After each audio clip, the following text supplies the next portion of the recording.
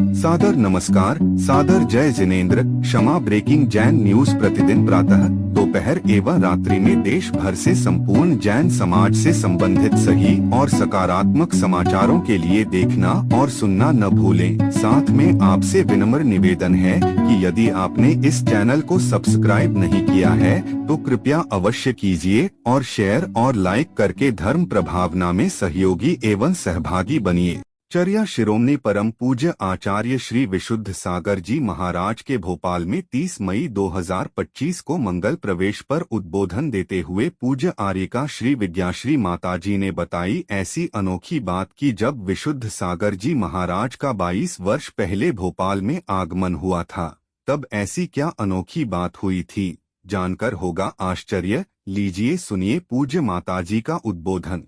कैसे करूं स्तुति आपकी, वाणी में माधुर्य नहीं है। कैसे करूं स्तुति आपकी, वाणी में माधुर्य नहीं है। मन के भाव प्रकट करने हैं तो वाणी में चातुर्य नहीं है, वाणी में चातुर्य नहीं।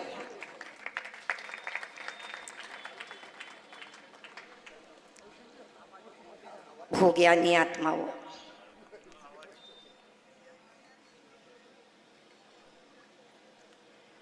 आज मैं पहली बार यहाँ से निकली थी गुजरात की यात्रा के लिए।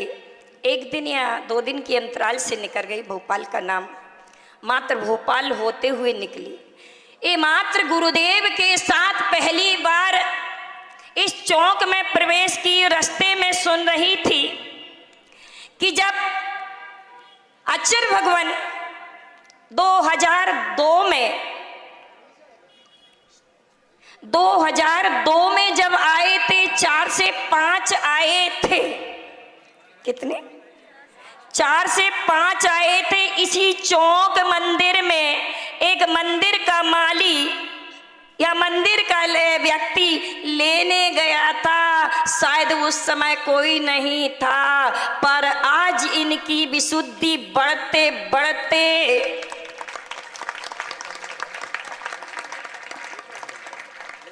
ऐसी विशुद्धि बढ़ी कि आज इनके पास 1 नहीं 2 नहीं, ये 31 तो साथ में दिख रहे हैं। लेकिन ये ऐसी विशुद्धि से भरे कि शायद ये 30 तारीख का अक्षय तृतीया का दिन कि इंदौर की उस धरा पर जहां पर इंद्रियों के विषयों की बात एवं कसायों का मद फैला हुआ था, मद चढ़ा हुआ था अंदर अंदर। ऊपर से भले नशा दिख रहा, ऊपर से भला दिख रहा था, लेकिन अंदर कसायों का इतना मद चढ़ा था कि सारे लोग चाह रहे थे कि आज जैसे भारत में केकड़े की स्टाइल है, ऊपर चढ़ेगा तो उसको टांग तो नीचे अवश्य खींचूंगा।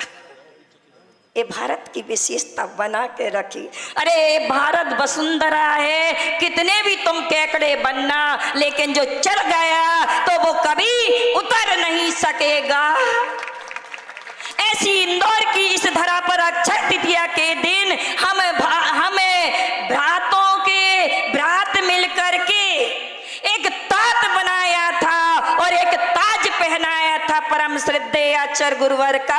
और आज इसे उसी भोपाल नगरी में इस चौक के मंदिर में आकर गली गली में चौक पुरे हुए हैं।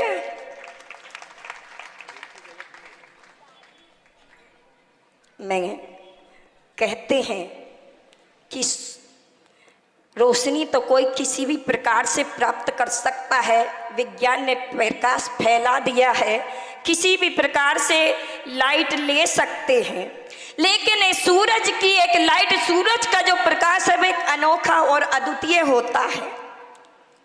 शीतलता तुम किसी भी साधनों से ले सकते हो, लेकिन ओरिजिनल जो शीतलता होती है वो एक चांद के अलावा किसी और का नहीं, और किसी से नहीं ले सकते हो।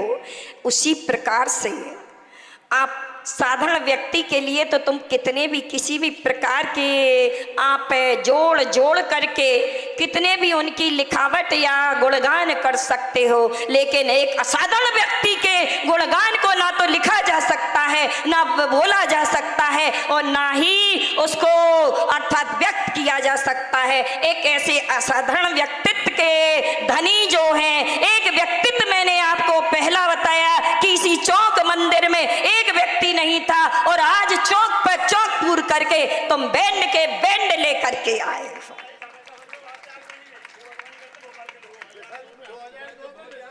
मेरा कहने का तात्पर्य है नहीं, मेरी बात को पहले समझने का प्रयास करें मैं क्या कहना चाह रही हूँ। अर्थात तो वही एक उनकी विशुद्धि ने देखिए और दूसरा और एक गुण देखते रही हूं मैं इनका। एक ऐसा गुण है इनके अंदर कि आज जब भी एक इंदौर की धरा पर एकमात्र जब बात सुमति धाम में आई तो कहा गया कि सबको बुलाना है, तो लेकिन परम श्रद्धेय आचार्य भगवंत ने एक ही शब्द कहा, कमलांकुर जी एक ही शब्द कहा कि सबको नहीं, जितने भी भारत वसुंधरा पर रत्नात्रय धारी और रत्नात्रय के साथ साथ जो आत्म कल्याण करने वाले हैं इन्हें सबको निमंत्रण दिया जाएगा। अर्थात विश्व के सभी संतों के लिए निमंत्रण गया और यही 30 तारीख थी। उस पर एक मंच पर एक दो नहीं, ऐसे 12 आचार्य के बीच में एक पट्टाचार के रूप में एक अनोखा दृश्य देखा गया। सुना जाता था कि 700 मुनिराज हस्तिनापुर में या 24,000 मुनिराज उज्जैन आदि की नगरी में सुनते थे, लेकिन देखा नहीं गया था। श्रद्धा का केंद्र था, सुना था, लेकिन इंदौर की उस धरा पर आप साक्षात जिसने देखा होगा तो लगता था 400 मुनिराज का ये समोषण शायद अपनी आंखों के सामने ऐसा इतिहास कभी नहीं देखा होगा कि जो 400 मुनिराज एक साथ एक मंच पर हर प्रकार के मुनिराज 12 संघ के 12 आचार्य बैठे थे, 5 अदर आचार्य थे और 6 इनके स्वयं के अर्थात 8 आचार्य इनके थे। ऐसे अर्थात 12 आचार्यों के साथ उस इंदौर की धरा पर ऐसे अद्वितीय असाधारण व्यक्तित्व के धनी। तीसरा एक और अभी तात्कालिक बतलाऊं, मैंने बहुत प्रयास किया कि शायद मैं भोपाल नहीं आऊं, यहाँ तक कि मैं ऋषि तीर्थ भी पहुंच गई और वहां से भी मेरा मानस बना कि मुझे भोपाल नहीं जाना, क्योंकि अपनी जन्मस्थली में कौन जाता है। तो मैंने बहुत प्रयास किया, लेकिन परम श्रद्धेय आचार्य भगवंत का एक वाक्य निकला कि नहीं माता जी, आपको तो वहीं जाना है। मैंने बहुत प्रश्न किया, बहुत मैंने प्रयास किया लौटने का, लेकिन अंतोगत्ता वाणी सिद्ध।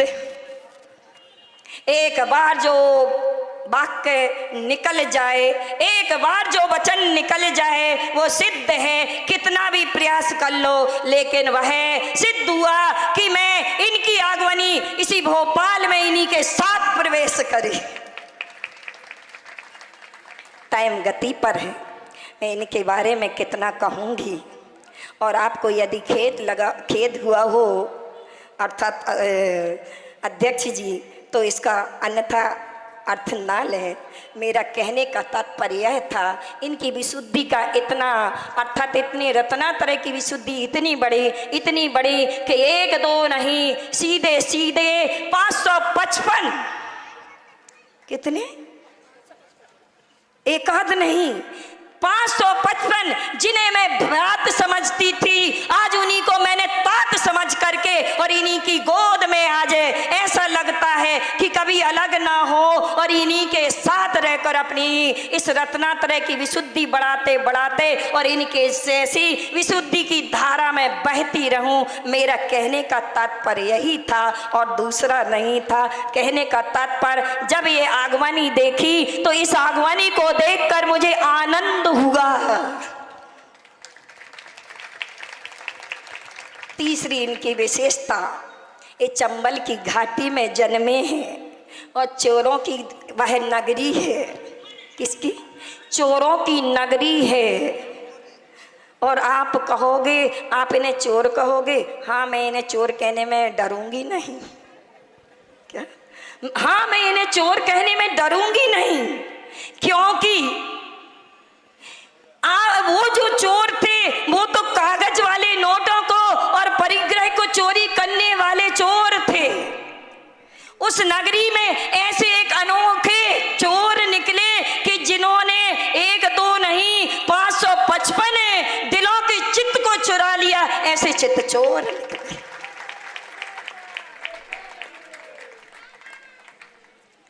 इनका जन्म 7 महीने में हुआ। क्या? इनका जन्म 7 महीने में हुआ। और वो कंस जिसने मुनि पद में ऐसी 7 रिद्धियां प्राप्त कर ली, और उन रिद्धियों को क्या प्राप्त करने के बाद एकमात्र कसाय भाव जागा कि मैं देखता हूँ, मुझे हार नहीं देता है, ऐसे भाव से दुर्गति हुई और उग्रसेन के घर में जन्मा। क्या? उग्रसेन के घर में जन्मा। वही कंस अपने पिता को जेल में डाला। क्या किया? अपने पिता को जेल में डाला और पूरे नगरवासियों के लिए भी कष्ट देने लगा। ऐसे कंस के द्वारा जो अत्याचार हुआ, खुद की बहन का बेटा भांजा, उसको भी मारने के लिए, कंस को भी मारने का बड़ा प्रयत्न किया। लेकिन कहते हैं जब इस वसुंधरा पर यदि कोई ज्यादा अत्याचार, अनीति और कुनीति फैलने लगे तो कोई ना कोई एक पुण्यशाली जीव अवश्य इस धरा पर जन्म लेता है।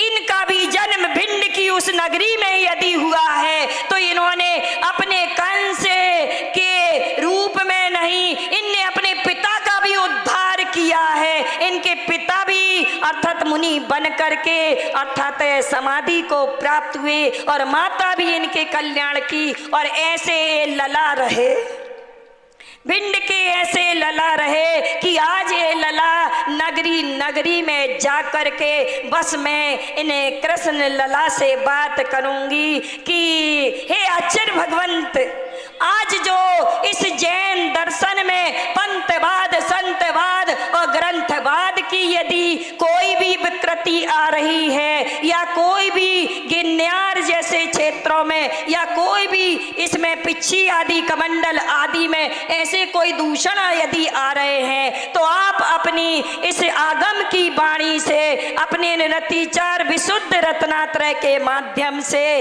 हे लला आ जाओ और इस धरा पर एक पालनहार, क्योंकि भोपाल की इस नगरी में पहली प्रतिष्ठा करने आए हैं।